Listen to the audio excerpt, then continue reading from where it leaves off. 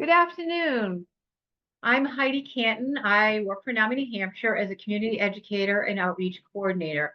Thank you today for joining the webinar, Hampstead Hospital, What You Need to Know. This presentation is being recorded and you will be able to find it on the NAMI New Hampshire YouTube page. In the next couple of days, you'll receive a follow-up email with links to both the evaluation and the recording. This is a Zoom webinar, so your camera and microphones are off, but the question and answer feature is working. So please enter your comments and the questions there. We may not have time to answer the questions at the end of the presentation, but if we do, if not, we will follow up with those that we can in a few days after the presentation. So my name is Heidi Canton, and I'm going to just go over for a few minutes of a program that I'm working on. NAMI New Hampshire received some grant funding to support families, parents, and caregivers that have children and youth in the emergency departments. So what that looks like is that when a family is sitting in the ER, waiting for a bed at Hampstead or another receiving facility, if they get my information given to them, they would receive one-on-one support. And that support looks different for every family. But once I make the initial contact with them, I reach out to them and I ask them if they would like to meet in person, if they'd like me to come to the hospital, if they want to Zoom a call, and some, because they're at work, they prefer just to text. But during my connections with them, I am trying to help them understand what those next steps look like going from the ER to Hampstead, questions they may have about insurance, questions they may have about what to tell the school, any of those things that they have for that time of that unknown, I'm able to give them one-on-one support. I'm also looking at what the next steps look like. So even knowing that they're going to Hampstead Hospital, what is it going to look like when they get home? Who else do they want at the table, or who else would be helpful to be on their team? And so trying to kind of get some of those things in place. And at all the time that I'm working with the family, I am trying to give them hope and letting them know that there is definitely something that could hopefully come out of this that would be beneficial for them and their child. We all know that it's not an easy process, and it's not like your kid's going to be there 2 days or this kid's going to be there 10 days. And so sometimes even explaining to them why that might look different and what their other options are. At this point, I'm going to turn it over to Justin, and he'll introduce himself and explain to you a little bit of why he's here today. Hi, good afternoon. Thank you for having me. My name is Justin Lucer. I'm the Chief Executive Officer at Hampstead Hospital. I have been here for a year last Saturday. Prior to coming to work for Hampstead, I worked for HCA in New Hampshire. I spent the bulk of my career at Portsmouth Hospital, Parkland, and Frisbee. I felt at the time HCA had been really dedicated to growing behavioral health. And I think we left a good footprint of partial hospitalizations, expanded inpatient beds. And we had built a really solid team there. When COVID hit and we started to see a large influx of children and adolescents within our 6 emergency departments, I felt at that time that that was an untenable situation. You know, I know people say this all the time, but when you go to an emergency department for anything other than behavioral health, you don't expect to wait, you know, a week, 2 weeks, a month for access to treatment. So when the state had purchased the hospital, I was very interested in what was next for Hampstead. And when the opportunity came where the CEO position had opened, I really wanted to be part of that solution, because what I was seeing in emergency departments was just unmanageable. And to be frank with you, I felt that we weren't, not only weren't we doing any of these young children and adolescents justice, but I feel like the time that they spent in the ED was doing significant harm. So reached out, I went through about 7 interviews and finally started at Hampstead last year on January 19th. What I will tell you is I've been a part of many different hospitals in my career. I've visited many different hospitals. And upon walking into Hampstead, I really felt that there was something different there. And what that was, so when I started to kind of get to know people, the first people I really want to get to know are facilities folks, housekeeping, food and nutrition, because if you work in behavioral health, you know that like having a clean environment, food is a natural, self-soothing, piece to treatment. And even though it seems real simple, they're really important pieces. Within that discovery, we've been talking to housekeeping, food and nutrition, and the facilities team. I found that front of their mind was the care of those children, making sure, from that the place is always kept clean, that the food that they get is special for kids. The CAF routinely does special events, ice cream socials, for the kids where everybody serves our patient population. And it just really struck me as being a really special place. What also struck me at that time was that there was a very clear divide between the vendor at the time and state employees. And I'm not quite sure what was driving that divide. But to some degree, you have all of these good people at Hampstead, and the patient-facing staff who are wonderful. It just didn't seem like a cohesive team. It seemed like a lot of really great employees, sort of serving two masters between the state and a vendor. So the past year has had some ups and downs, but we've made tremendous progress in terms of treatment, safety. We've rehabbed all of our adolescent units. We've soundproofed them. We soundproofed the gym, and did a lot of environmental care stuff to improve the overall feel of the hospital, which I think has been really good.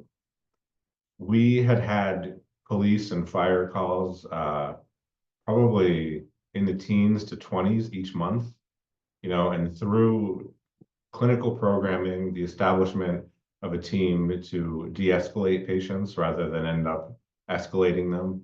We've decreased all of our police calls, and we haven't had a call in 2 months now. Our restraint and seclusion rates and our code gray, so if there's an emergency at the hospital, typically it's called the code gray, where people respond, have dropped close to 60% in the past few months. And really, that's a testament to the employees at the hospital and the dedication there. And what I felt was needed at Hampstead was for people to have a voice, because it seemed to me, and I've said this to most of the Hampstead employees through town halls, is that patient-facing staff didn't feel like they had an avenue to express their concerns and improvements that needed to be made. Once we kind of opened that up, and it took a little time to establish that trust and build a cohesive team, people really shocked and surprised me. And two people on the webinar right now, Molly and Russ, have been integral in that improvements. We have worked over the past 6 months to speed up our admission times. We've had success around that. I think every behavioral health unit has barriers to admission, and really our goal is to create access and decrease wait times in emergency departments, or wherever those kids may be while waiting for a bed. I think it's everybody's philosophy at Hampstead now, which we sort of have a uniform feeling, that kids shouldn't be in hospitals. It is not a place. Well, let me rewind that a little bit. Nobody should be in hospitals, right? We don't want people to be sick, period.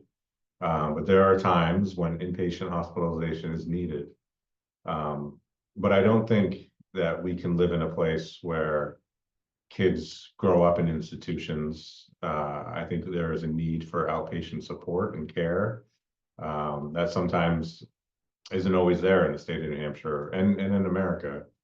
And because we are one hospital serving the entire state, if we just put an outpatient program at Hampstead, there's so many people can't get to those.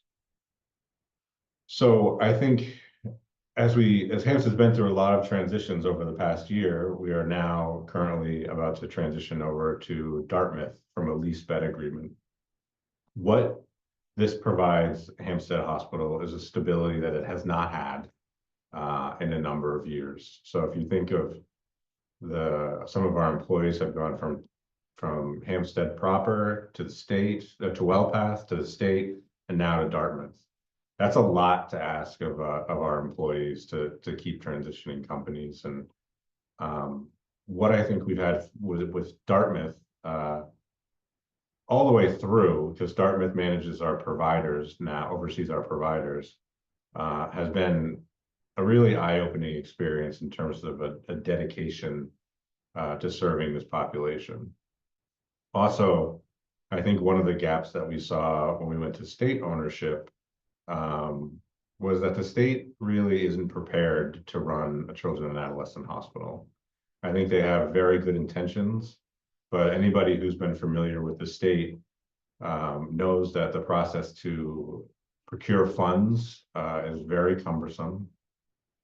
And I think when we looked at the model that New Hampshire Hospital offers, and initially wanted to simulate that with Hampstead, New Hampshire Hospital has had decades of legislation that cemented it so that they have everything they need.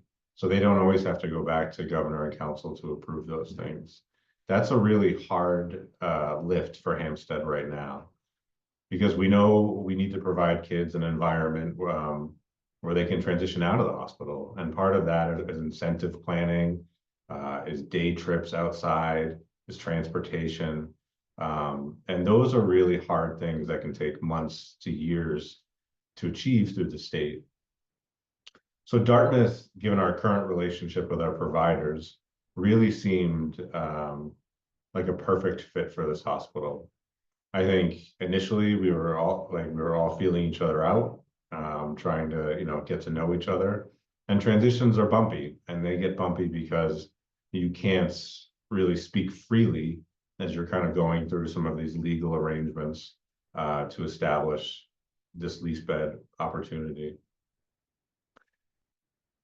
Over the past couple of weeks, and getting to know folks from Dartmouth and getting to know them when we brought on the providers, I just have been impressed with the ability for Dartmouth to look at the opportunities for growth, to expand services outside of the hospital for potential outpatient programs, but really the need that something has to be done. Every hospital in the state, creates a community needs assessment every year, or every 3 years, I believe. And that really details the community, what the needs are in the community. And again, the goals are always the same. It's typically been substance abuse programming and behavioral health. And no hospital, except for Dartmouth at this point, has really picked up the mantle to say we're going to add 6 beds to our Lebanon campus, and we're going to take over and run operations at Hampstead Hospital. And that's a big lift, because to be quite frank with you, one of the reasons that hospitals don't build inpatient psych units or expand behavioral health services is because they don't have a huge profit margin, and they take up real estate. And a lot of hospitals aren't interested in picking up that mantle. But Dartmouth really has a keen eye on what needs to happen at Hampstead, and to keep the way our improvements that we've made and to progress further on them. And they've had a lot of conversations. And I think one of the things that has impressed me the most is that Dartmouth has not come in here guns blazing, saying, we know exactly what we're doing. We're going to take over and tell you what to do. They've taken the time to listen and continue to listen and understand our challenges at Hampstead Hospital, and have also listened to some of the planned improvements we continue to want to make. So I think it's very exciting. I think that this will be a really great opportunity for this hospital and the employees, because I think what it does, again, as I said, it offers that level of stability that Hampstead just doesn't have right now for its employees. I think employees need to feel safe in a relationship with their partner. And this will provide that for the next 7 years. So we are very excited to partner with Dartmouth at large. And I think that we are going to advance this hospital to the next level.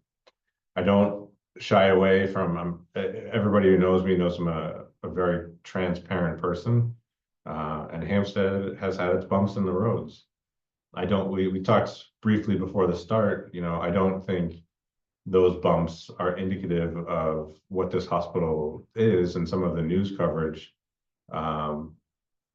is sort of painful to watch, but that isn't indicative of our hospital and all of the kids that we treat here. But we do need to continue to make improvements. I mean, I think every hospital, no matter what they treat, has to be looking towards growth and improving the treatment that their patients receive every day, and we're on that path. And I truly feel that Hampstead is a safe hospital. I feel that the staff here is unbelievably educated and caring, with patient care always front of mind. And I'm happy to be here. Thank you, Justin. Next up, we're going to hear from Molly in admissions at Hampstead Hospital. Hi, everybody. I'm Molly Hudkins, the Director of Admissions here at Hampstead.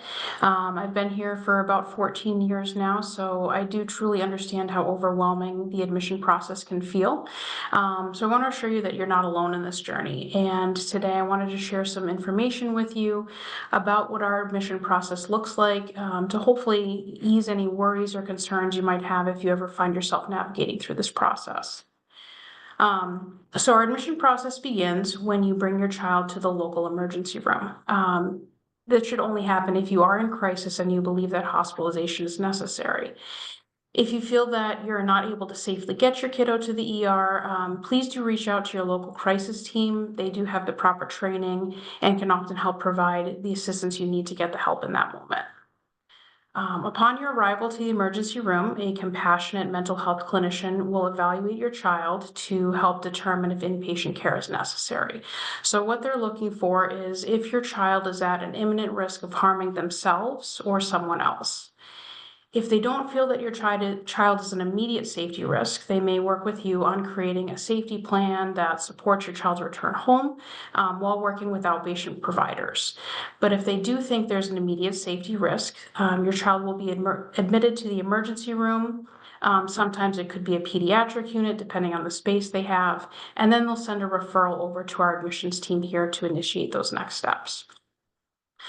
So once we receive this referral, our team of admission coordinators will carefully assign your child to an appropriate program for review.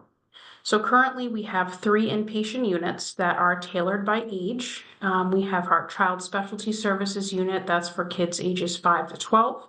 Our adolescent services unit for kids ages 13 to 15, and our young adult unit for kids who are 16 to 25. So these age ranges are flexible and they do adapt depending on an individual's specific needs or the type of referral flow that we have at any given moment.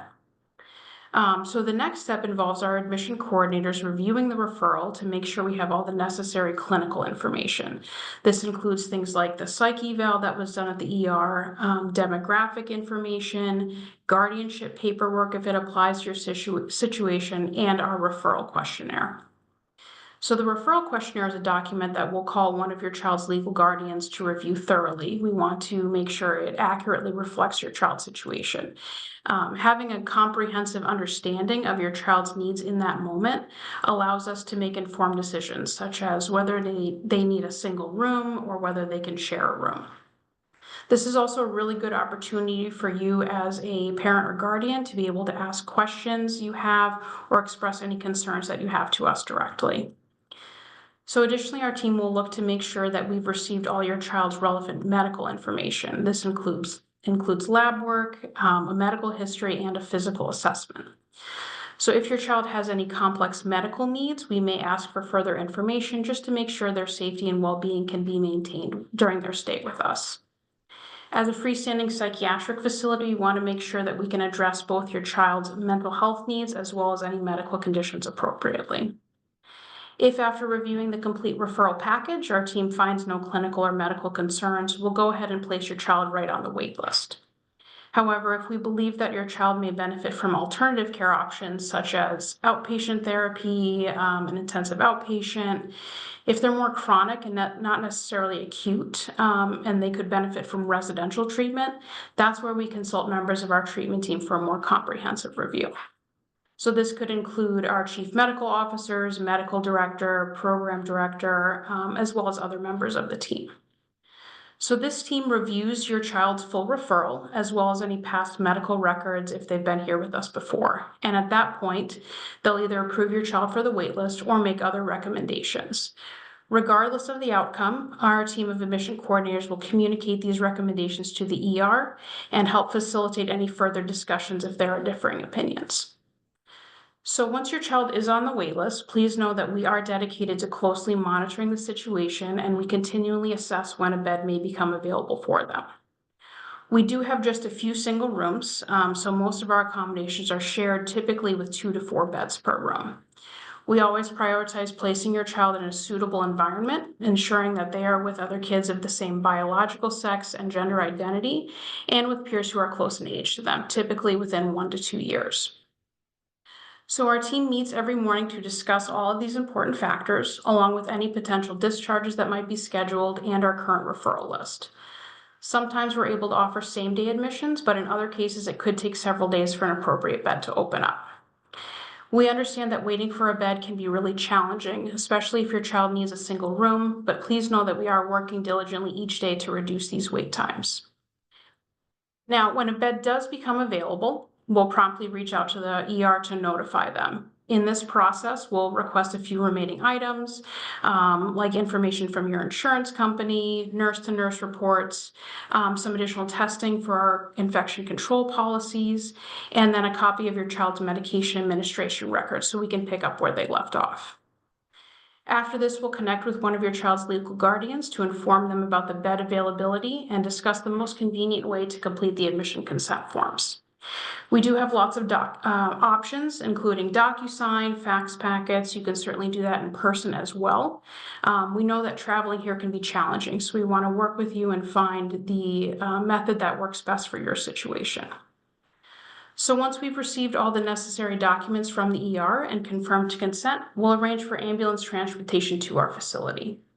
So depending on availability, this could be ready right away, or it could take a few hours. If you've chosen to complete the consent forms in person, we do kindly ask that you arrive with or before your child to ensure that we have proper consents in place. When your child arrives, we want to make sure that they feel comfortable and that the process is smooth and caring.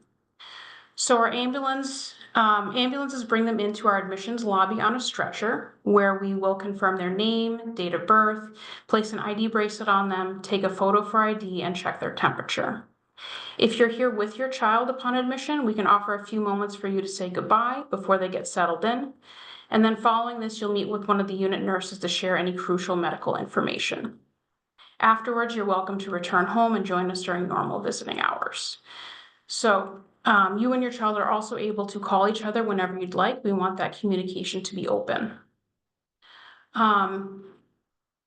Your child's belongings will remain with us so the safety team can review them thoroughly. At that point, once items are deemed safe, they will be brought to your child's unit with them. So once your child is on the unit, they will be greeted warmly by one of our dedicated nurses or counselors. A safety search of their person will be conducted, then they'll be shown around the unit to their room and introduced to the other kids. Within the next 24 hours, your child's social worker and psychiatric provider will reach out to you after getting to know your child and conducting their initial assessments. This is where Russ and his team take over care for your child, which he'll elaborate on in a little bit here. At the end of the day, we just want to reiterate that we are here to support you and your child every step of the way during the process.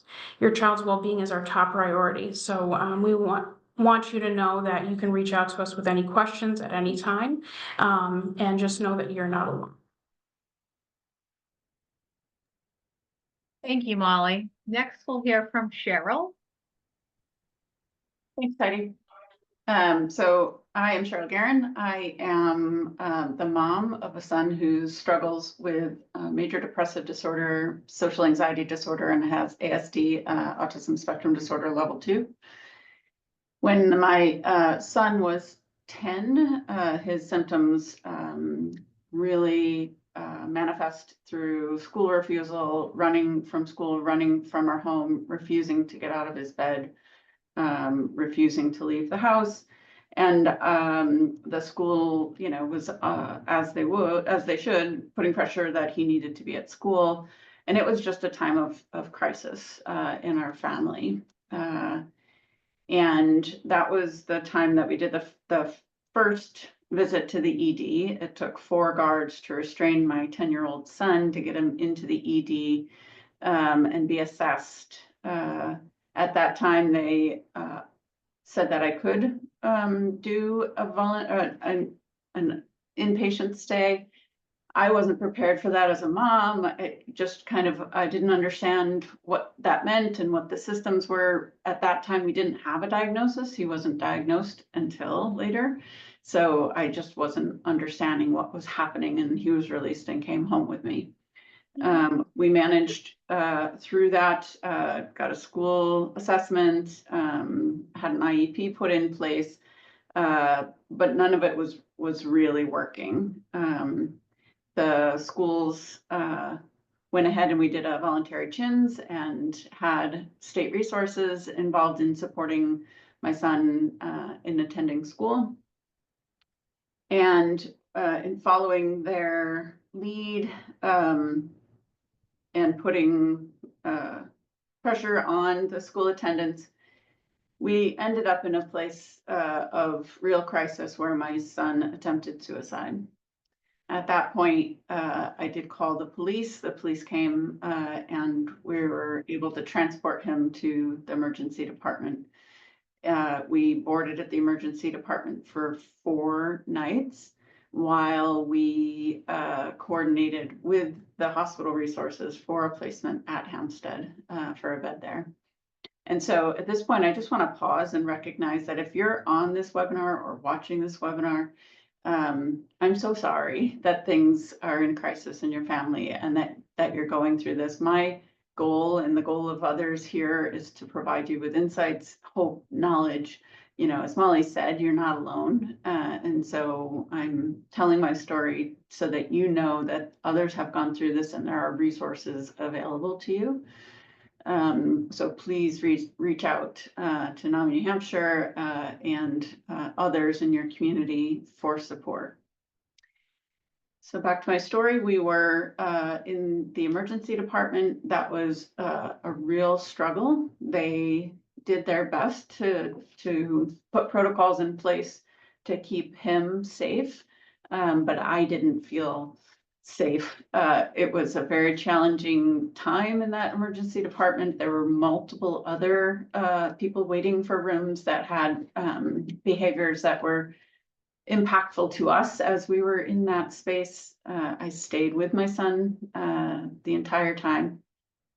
And then he was transported, as Molly noted, by ambulance. That surprised me. I didn't understand why is he being strapped to a stretcher? Why can't I just drive him there? Like, what's happening? It feels like things are, I'm not in control. I don't know what to expect. And people weren't really telling me this is how it works. I didn't know what to expect. So he was, put in the stretcher, brought to the ambulance. And then I followed the ambulance from the hospital to Hampstead.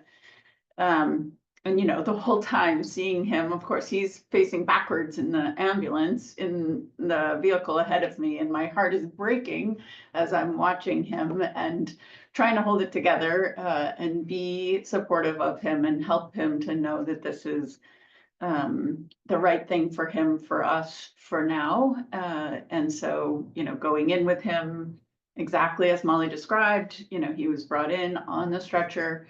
I was able to talk with him. I was able to hold it together and, you know, and let him know that this is the level of care that will help us both to make sure that we can be safe in our home, that we can solve for what's happening and not have it continue. During his time there, he was there for 2 weeks. I spoke with him nightly. He shared with me that he was, and Russ will probably get into some of this, but group events or group conversations, kind of what his routine was each day. And it was great to hear his voice each day. You know, the first couple of days, I was struggling with, oh, did I do the right thing? Is this the right thing? Is he in the right place? And then by day 3, I realized, oh, I can breathe. Like, my home is not a space of crisis right now. I can take this time to take care of myself a little bit and allow Hampstead to take care of my son. And, you know, I was able to get to that place because I felt the confidence because of the way that they were administering his care.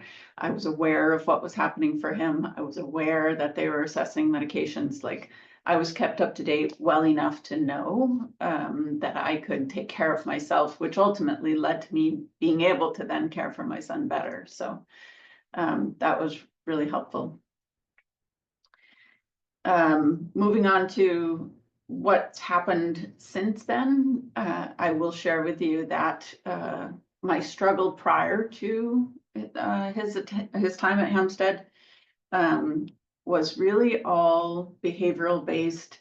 I was unable before then to get a neuropsych eval. I was unable to get local resources. I couldn't get him out of the house to go to counseling. This is all pre, you know, COVID. COVID changed things for as far as therapy online, etc. So I was very isolated in caring for him and trying to understand what was happening. And what Hampstead gave us as a gift was knowledge about what was happening from a diagnostic perspective so that we could try interventions and try things that would actually work. It felt like before that, a lot of the interventions that I was being asked to do were actually not working at all. And in fact, they were making things harder and, you know, dividing my son and I in ways that were going to be ultimately really unfortunate. And I knew in my gut that that wasn't working, and I needed something else. And Hampstead was able to give that to us. So the conversations I had with the care providers at Hampstead were about what they saw, and because they've had this experience, because they know adolescents, they know these diagnoses, they were really able to see into his patterns of behaviors in ways that nobody else other than me had seen, right? I had spent the most time with him, and others, as I would talk with them, only were getting parts of the story. And so when we were released from Hampstead, he was trying a new medication, and we had our safety plan. And that was, to be honest, night and day for us. Everything changed. And, you know, that's not always going to be everyone's experience. I'm very blessed to have that have been my experience, but it was really night and day. The insights that we got from the provider there, the dialogue that he and I were able to have about his experience at Hampstead, and how to prevent us from getting back to that place. He was very motivated to prevent that from reoccurring. Not that it was a terrible experience, but just not, you know, not something anybody wants to do. So really it gave us a new way of talking, a new approach for interventions to try to have our lives be different. And now our lives are very different. He is now very stable. He is doing online schooling and he's excelling. He's got a GPA, cumulative GPA of 3.92, which I'm very proud of. And just last week, he got his driver license, which is like, what? So, you know, I'm hoping that through my story and through my experience that others can see there is hope. And again, I appreciate everyone that's taking the time to attend today or listen, and please reach out if you need help. Thank you, Cheryl. And now we'll hear from Russ about what it looks like once they are there. Yes, my name is Russell Carr. I'm the Director of Social Services here at Hampstead Hospital. Thank you guys for having me. And Cheryl, thank you so much for sharing your story. You know, it's one thing for us to tell about what we perceive as happening, but to hear that direct experience is powerful. And those seeds of hope where you get a good outcome, that's powerful stuff. So I appreciate that. I'm basically going to pick up where Molly kind of left off in terms of the admissions process is over. Now the patient has been admitted. And the vast majority of our patients are 18 or under, so most of the information I'm going to give is for that population. We do have some young adults, slightly different. Process is pretty much the same. So very shortly, I mean minutes, maybe a half hour after the patient is actually admitted to the unit, we're going to begin doing two things that are related and are really important. One is treatment planning, and the other is discharge planning. As Justin mentioned, we don't want humans to be in hospitals, and when they are, we want them to be discharged as soon as possible. So we're going to begin working on the treatment plan and the discharge plan. The nurse will meet with you. We are very aware that families come to us because something bad just happened, oftentimes something very bad very recently. So please feel free to be your authentic selves. We know people are in crisis and we want to hear what's really happening. The success of our discharge planning goals and our treatment planning goals really rely on us getting accurate information. I hope, Cheryl, and other people's experiences, we create a comfortable, welcoming space for that because, again, we realize people are in crisis and we really want to hear your story. We do, of course, get the clinical from the EDs. There's great continuity there, but we may ask you the same questions because it's one thing for us to read the ED clinical and hear there's trauma, and there's another experience to hear directly from the source, to hear the story. That being said, the purpose of this first meeting is not just for us to get information from you, so for you to get information from us. I was just mentioning prior to this meeting, a lot of people have a frame of reference for a restaurant, know what a restaurant should look like, know what a good restaurant is and what a bad restaurant is. A lot of people do not have a frame of reference for an inpatient psychiatric admission, so feel free to ask a million questions, please. So nurse will complete the initial assessment, and then generally speaking, the next day, the first full day of the admission, the social worker and the medication provider will reach out to you.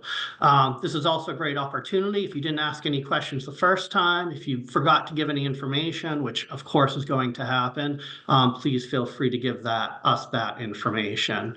I'm the director of social services, so my bias is towards social workers. So a few things that I see result in better patient care. One is just being super transparent from the beginning on what your goals are, what your experiences are, things of that nature.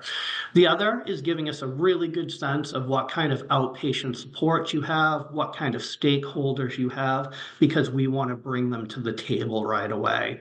The patient as an individual and their guardian get to define family. If there's an uncle that's super supportive, we want uncle at the table. If there's a therapist that's super supportive, we want the therapist at the table. But it's really helpful for us to know who is on the team from the beginning so we can start that really good collaboration. So once we complete our multidisciplinary assessments, we're starting to provide the actual treatment. A few different tools we have. One is we are a psychiatric hospital, so of course, medication management is a large part of what we do. And we have some unique resources that give us an advantage in that regard. One is 24/7 nursing. All the 3 units have 24/7 nursing. So having that level of support allows us to be a little quicker with medication changes. We also have providers that are here every weekday. We have providers on call, so much more robust, medication management services than you would get outpatient. That being said, I tell people all the time, we don't have any magical patented medications, so we are using the same medications, but we do have more support. That being said, not all of our patients have medication changes. Not all of our patients are on medications. And even those that are, we are very aware that mental illness does not happen in a vacuum. And I think we all would agree with that. Life events, minor and major stressors, contribute strongly to outcomes related to mental illness. And we're not just looking at treating the mental illness, we're looking at improving the individual's life. So we're really interested in hearing about all these psychosocial stressors, major and minor, that are occurring. Now, I do tell people all the time, we are a short-term acute setting, so we're looking at, generally speaking, a 1 to 2 week stay. So we're not going to solve generational poverty. We're not going to solve family substance abuse. We're not going to solve some of these issues that strongly contribute to what's going on. That being said, we do a really good job, as Cheryl mentioned, of linking people up with services, supports, things of that nature to help address them long term. And again, we don't want to treat the individual as a vacuum. We want to hear about all the stuff that is going on. And we do have some robust relationships with external agencies so we can help remove some of those psychosocial barriers. We do a lot of family work. We do a lot of therapeutic family interactions, but we don't really have it where it's the same for everyone because every family is unique. That being said, we want that robust family engagement to the degree that you can. If you're 4 hours away in northern New Hampshire, it may be difficult for you to come to an in-person meeting, so we can do a virtual meeting, we can do a phone meeting, we can do things of that nature. So two of the major modalities we're looking at is we're looking at medication changes, and then we're looking at the therapeutic family interactions. Really important to note that, again, the average length of stay is about 1 to 2 weeks, so much different than a longer term setting. Some people are under the impression that we kind of provide long-term individual therapy, and we can't, just the nature of what we are. So what we tend to offer, and it sounds like Cheryl had this experience, is a lot of milieu-based therapeutic groups. And when I say milieu-based, I'm referring to anything that's kind of happening in the group on the unit as opposed to on a one-to-one basis. We use a few different modalities, but one of the most popular, longest research modalities is CBT, or cognitive behavioral therapy. So a lot of our groups, a lot of our milieu groups are informed by CBT. We currently have 3 inpatient units. Occasionally we get a young kiddo, 5 or 6, that's unusual, all up until 23. So the population that we're serving really dictates the services that we have and what we provide. So it's individualized in that manner. We're looking at giving people concrete skills. We're looking at safety planning, and we're definitely looking at aftercare, things of that nature. Throughout this entire process, we are working towards discharge planning. So it's important that the interventions that we're using are in line with what our discharge plan is. I'll give an example. Let's say the discharge plan is for your child to go to a partial hospitalization program upon discharge. Then we want to start working with that PHP as soon as we can so that our goals can be in line with that goals.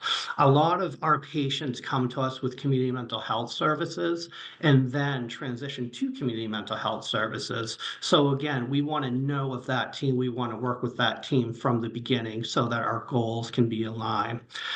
We recently started offering some pretty cool individualized treatment, and I think that as Dartmouth kind of becomes more involved, we'll do more and more different modalities. One of these modalities is we're currently using Project UpReach, which we actually have horses come to our facility and provide that sort of therapeutic interaction. We did temporarily suspend it just due to weather because it is freezing outside and it wouldn't be fair to the horses. But that's an example of some sort of out-of-the-box interventions we're trying to utilize. The major takeaways, though, that I want people to kind of have as a result of this is we really want robust family engagement, and we want to remove as many barriers to that as possible. So let us know from day one transportation is a barrier.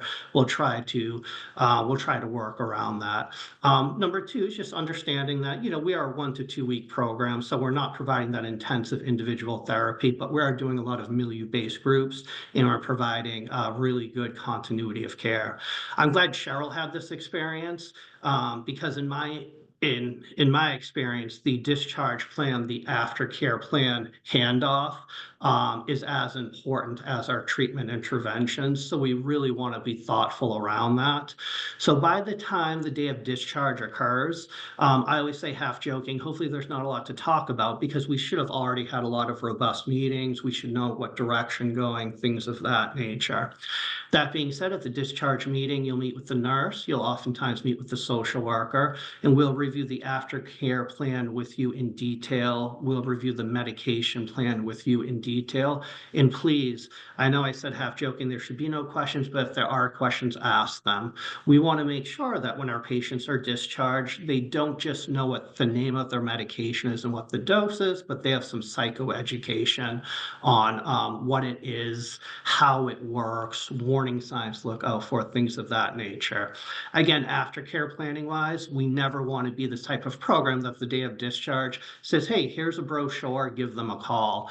We want to provide robust psychoeducation on what the next level of care will be. And in an ideal world, we got that release early on. We've been working with the treatment providers, so they already have a sense of what's happening. We will, at the time of discharge, go through the aftercare plan and we'll sign releases. And we want to make sure that everybody that should receive the information does receive the information. One recent change I've seen that has been great, the research clearly shows that having a PCP very involved in the mental health component of things is incredibly helpful. So we want the primary care provider to receive the discharge summary, unless you tell us not to. The guardians in the driver's seat in that regard. Generally speaking, I think it's a great idea to include the schools. At times our recommendations, they don't have to follow recommendations, but oftentimes they can influence educational services if there's a 504, if there's an IEP, things of that nature. That being said, guardians in the driver's seat, and definitely community mental health centers, therapists, the PHPs, things of that nature. We want to make sure they're on the release also. I do say this just to not overpromise, underdeliver. Generally speaking, our relationship with the patient is pretty much diminished once they're discharged. Of course, if you have a question about a medication refill, if you have a question, call us. Of course, we'll call you back. But the reason I'm so focused on the continuity is oftentimes people feel very well supported by us. They have a full, robust team, but we're not there for you in the same way post-discharge, which is why we want to make sure those services and supports are in place. I think that's the highlights, Heidi, unless there's anything specific you want me to discuss. I think there were a couple questions in the chat, but Michelle, did you want to pull up the flyer and I'll talk a few more minutes about what I'm offering? Sure thing. So again, in the beginning, I had mentioned that NAMI had gotten some grant money to support families and caregivers while their youth is in the emergency department. So hopefully people are starting to see this flyer being circulated. If you're a professional that is on the webinar today, when we send out the information after the recording, we will also have a link so that you can print out these flyers, or if you reach out to me, my contact information is on the flyer. I will gladly either mail those to you or email you the flyer that you can print yourself. And as I had said, no two families are the same. So what support looks like for families while they're waiting in the emergency department is completely family driven. So the first thing I'm asking when they actually fill out the little form that they fill out with that QR code, the first thing it's asking them is how they prefer me to contact them. So do they want me to email them, call them, or text? I would say the majority of them that have responded have asked me to text them. And part of that might be they're at a job while their youth is in the ER, or they're in the ER, and maybe me calling, it may not be the right time. So a lot of them have chosen that their preferred communication is text. Once we have the initial conversations back and forth, I then try to schedule either a more in-depth conversation with them over the phone or agree to meet them in their community where they want. So that could be the emergency department, if they would rather meet at a coffee shop in the community of where they live or where their child is in the hospital, or if they want me to come to their house. We are flexible to accommodate any of those requests. A lot of the questions that I am seeing, especially for people that are doing this to begin with, is that they really, that unknown. And again, I'm so thankful for this webinar today, because I'm now going to be able to use this as one of my resources to let families know that they can watch this webinar and kind of know what to expect.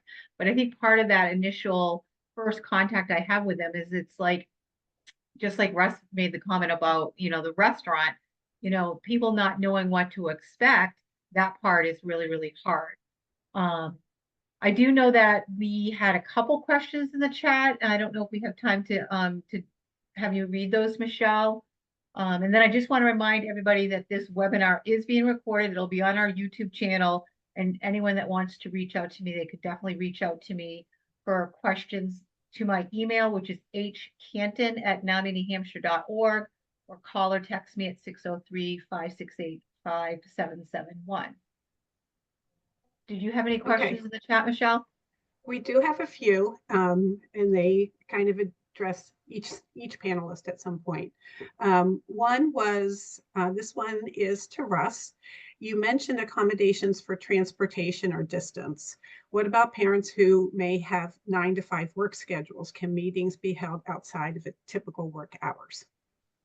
Really good question. So in regards to social work specifically, the way we're currently structured is 7 days a week during reasonably normal business hours. So I would be misleading you if I said we could do an 8 p.m. meeting. That being said, most of our social workers are accommodating of reasonable accommodations in terms of 5, 6 o'clock, things of that nature. And certainly the lunch hour, early in the morning, things of that nature. Our units are very well staffed 24/7. So there will always be an RN on the unit in terms of, hey, how is my kiddo doing today? How are the medications going? Things of that nature. But social worker currently is more or less normal business hours, 7 days a week.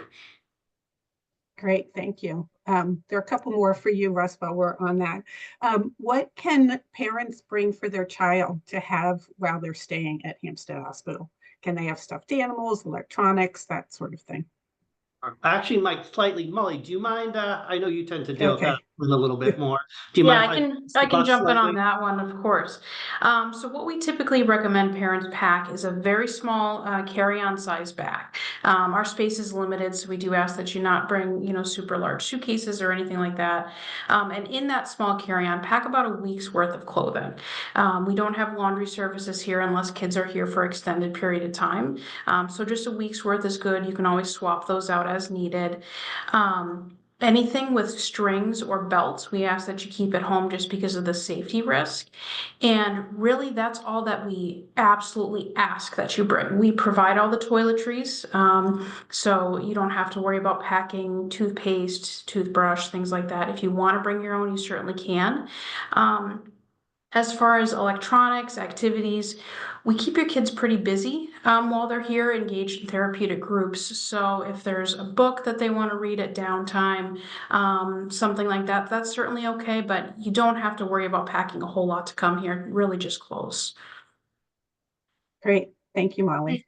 The only thing I would add is, especially once they are in treatment, they are admitted, it can never hurt to ask, because we're very committed to thinking outside of the box. For example, I just had a case where a parent had a very specific request for something that would be very unsafe on an inpatient unit. We're able to brainstorm how to utilize it during family visits. So especially once they're admitted, feel free to ask, especially the social worker. And even if we can't do it on the unit, we might be able to find another way to meet that need. That's great, thank you. This one's directed at you, Cheryl. What did you find most surprising about your child's experience at Hampstead Hospital? Thanks. I imagined that he would be traumatized, being brought there by ambulance and being on the stretcher, and what felt like a lack of control. But really the thing he talks most about was his experience in the group and his sense of that he wasn't the only one struggling, and that in fact a lot of his peers that were in the groups with him, their stories were not what he had ever thought people would, the depth of the stories of others really impacted him to say. And one thing that I loved, he came on and he said, maybe you're not such a bad mom, sorry, but it was perspective, making for him. He was able to see that you know, because he, in his diagnosis, he was isolating, he was feeling badly about himself, feeling badly about his situation. It gave him another perspective. And that part I didn't even anticipate, right? So he came out with a greater perspective on what he was going through and what people his age, others his age, were also going through. And so that I think was the most surprising. Even today, when I talk with him about it, that's what he talks about is, you know, how it can be really hard for people and that, you know, others were struggling as bad or worse than he was. Thank you for sharing, and thank you for sharing your story today as well. This one's from a school counselor, and they say that the challenge that they have is when students are released, the Hampstead clinicians no longer assign to the patient the receiving PDPs or PCPs, I'm not sure, don't know the student yet. Who can we communicate with? That piece of the handoff to the school is tricky. That question made me smile because one of my major goals is to have more school engagement. You know, engagement with community mental health centers. There's only 10 of them. We all know 10 of them pretty well, but there's a lot of schools, a lot of school districts. So personally, that's a major goal of mine. I see Cheryl shaking her head too. I think a lot of parents would agree that continuity, especially with autism, things of that nature, is super important. Where the magic really happens if we engage with the schools and or the school districts early into admission. Oftentimes it's a time of crisis again, but having parents sign that release and or the school reaching out to us so we can call mom and get consent because mom was super stressed out and forgot. But it's really much more helpful to have that engagement early in the process, especially if there's multi-systems involved. It's great to have systems meetings with everyone together at the same time. So you have the parents, you have the school, you have the community mental health center, everyone together. So the first answer to that question is let's work really hard to make sure there aren't situations where we discharge the patient without any contact. If it does happen, feel free to reach out to me and I'll problem solve. You know, with the right consent, we can always get you a discharge summary. I can link you up with the right consent with the assigned clinician, but working inpatient being so quick paced, even a few weeks later, it's somewhat challenging. And again, I would much rather do 2 meetings prior to discharge the patient where everyone is reasonably on the same page than, you know, 4 weeks after discharge, be looking through the notes, things of that nature. And any thoughts anybody ever has on better systems for increasing that school engagement, I'm all ears for. I think that's very important.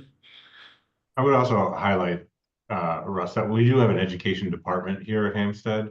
And Sarah Caldy works very closely with the school departments, you know, to ensure that there is not a large gap in the education needs of kids if they're staying here for a longer period of time. Great, thank you. There's just 2 minutes left. So Heidi, do you want to go ahead and wrap it up? Yeah, so again, thank you for taking time out of your day today to attend this webinar. You will get an email in the next couple of days with the link for the recording. So share that with, you know, friends and colleagues. And then we will also send there will be an attachment for the flyer. And then this is how you can reach out to NAMI New Hampshire for myself or the information and resource line if you need any additional supports. We appreciate your time today and have a good day. Thank you.